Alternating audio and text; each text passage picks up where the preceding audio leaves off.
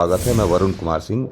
महाकुंभ से रिलेटेड दो खबरें बहुत ही जरूरी थी जिसको हम आपको बताना चाहते हैं।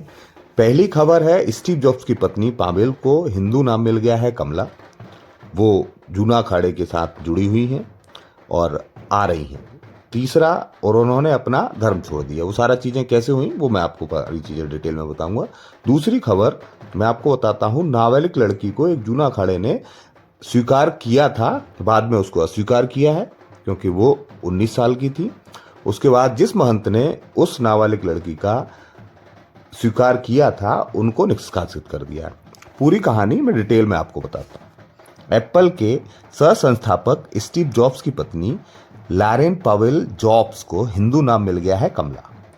इसकी जानकारी निरंजनी अखाड़े के आचार्य महामंडलेश्वर स्वामी कैलासानंद जी महाराज ने शुक्रवार को बताई। लॉरेन पावेल उनकी बेटी जैसी हैं, ये उन्होंने कहा है। उनका भारत का ये दूसरा दौरा है। अभी उससे पहले भी वो उनसे मिलके और दीक्षा लेके अपना नाम कमला लखवाकर और अपने धर्म को छोड़कर सनातन धर्म अपनाने का पूरा काम पहले भी कर चुकी हैं। अभी वो अपने गुरु से मिलने आ रही हैं। स्वामी कैलासानंद ने कहा कि लॉरेन को हिंदू नाम कमला दिया गया है, जो भारतीय संस्कृति और आध्यात्म से उनके गहरे संबंध को दर्शाता है। उनके इस दौरे का मुख्य उद्देश्य महाकुंभ के महत्व को समझना, भारतीय संतों और परंपराओं से जुड़ना है। लॉरेन पावेल उर्फ कमला इस बार महाकुंभ मेले में भ्रमण करेंगी, जो विश्व के सबसे बड़े धार्मिक आयोजन में से एक है। इस मेले में वे विभिन्न संतों के साथ वार्तालाप करेंगी, उनके संगत में रहकर आध्यात्म को जानने की कोशिश करेंगी और मिलेंगी भारतीय संस्कृति के उस महाकुंभ में। सभी धर्मों को अपनाने वाला ये महाकुंभ सनातन है, जो उनको ये अनुभव कराएगा कि सनातन ही धर्म एक ऐसा धर्म है जिसमें आकर आदमी सांसारिक प्रवृत्तियां, सांसारिक मोह से त्याग कर हिंदू धर्म में अपने जीवन को उद्धार कर सकता है। संस्कृति का गहराई से अनुभव करने के लिए वो इस महाकुंभ में आ रही हैं। स्वामी कैलासानंद ने कहा कि हमें गर्व है कि जो लोग हमारी परंपराओं के बारे में ज़्यादा नहीं जानते हैं वो इसे अनुभव करने के लिए और इसे सीखने के लिए इच्छा रखते हैं। अब हम बात करते हैं दूसरी खबर की। वो जो दूसरी खबर आ रही है वो संगम क्षेत्र में दान किए गए एक बेटी की है और बाद में उसको अखाड़े ने अस्वीकार किया और उसके परिवार को सकुशल पहुंचा दिया। अभी बात करते हैं, पूरी जानकारी देते हैं। संगम क्षेत्र में दान पुण्यकारी माना जाता है, लेकिन कुछ दिन पहले हुए एक दान ने देश विदेश में नई बहस छेड़ दी थी। वह दान था बेटी का। आगरा के एक व्यापारी ने अपनी एक 13 वर्षीय बेटी को जूना अखाड़े में सौंप दिया था। महंत कैलाश गिरी ने लड़की को जूना अखाड़े में शामिल कराने और साध्वी बनाने का दावा किया था। शुक्रवार को एक नया मोड़ इसी जो घटना हुई थी उसमें आया। जूना अखाड़े ने इस नियम को विरुद्ध जाकर उस जिन संत ने उसका परिग्रहण किया था, स्वीकार किया था, उनके खिलाफ जाकर, उनके विरुद्ध जाकर इस कृत्य को विरुद्ध मानते हुए 7 वर्ष के लिए उनको निष्कासित कर दिया गया और लड़की को अस्वीकार करते हुए सम्मान के साथ उनके माता पिता के घर भेज दिया।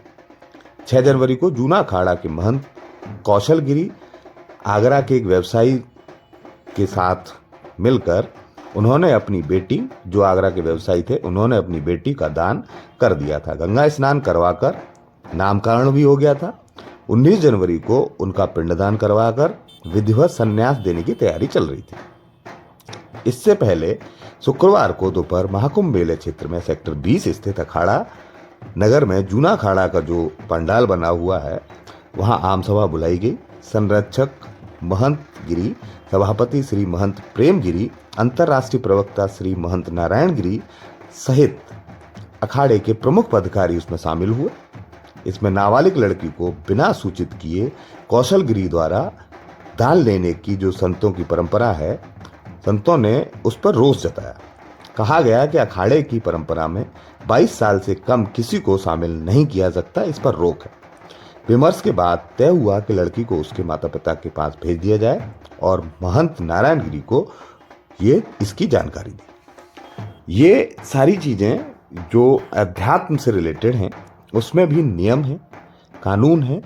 तो इस तरह की चीज़ें अगर होती हैं तो वहाँ सनातन धर्म के जो महान पीठाधीश्वर हैं, महामंडलेश्वर हैं, वो सारी चीज़ें रोकते हैं और गलत जो नियम के विरुद्ध है उसको रोका जाता है, चाहे उनके महामंडलेश्वर के द्वारा किया गया हो या किसी संत के द्वारा किया गया हो।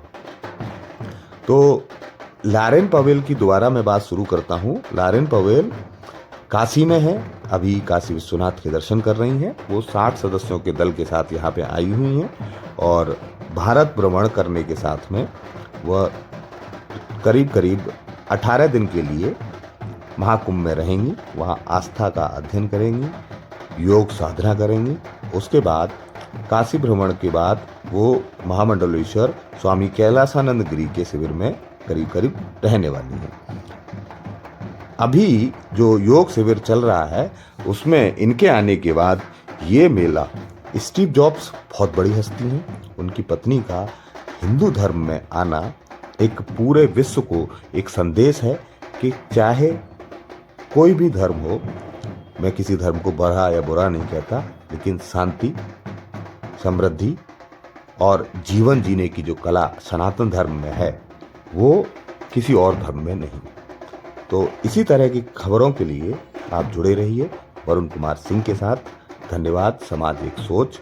प्लीज़ लाइक, शेयर और सब्सक्राइब।